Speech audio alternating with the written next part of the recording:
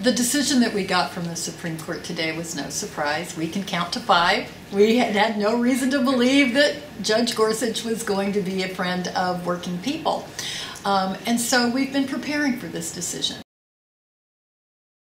The bottom line is, it's not just an attack on associations, unions. It's an attack on working people. It's an attack on us because of what we've been fighting for. Strong public schools, a living wage, Social Security, Medicare, good health care for everybody, protections against discrimination. Those are all of the things that our unions have been fighting for.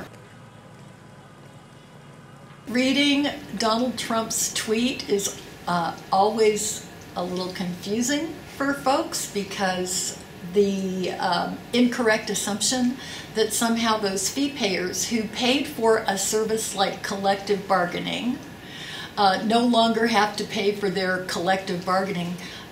He made it sound like that it was political action that they wouldn't have to pay for. No, fee payers pay for campaign contributions for Republicans or Democrats, so it doesn't matter.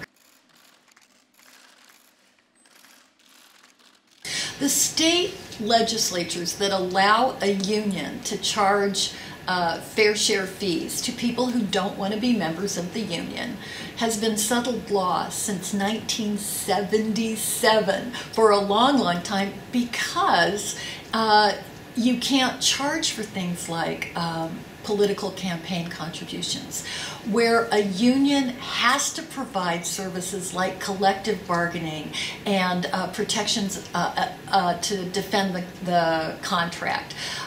That's what they can charge a non-member because they have to provide that service to everybody, whether you're a member or not. 3% of our NEA budget is what comes from those fair share fees. The Koch brothers didn't put millions and millions of dollars into fighting to get rid of fair share fees because they wanted to hurt 3% of our budget. This will be the beginning of their attack on our members. They've already announced plans to directly target NEA members across the country. You can now get all of those services for free. You should drop your membership. And so we're preparing to fight that battle that's coming. This is just the beginning.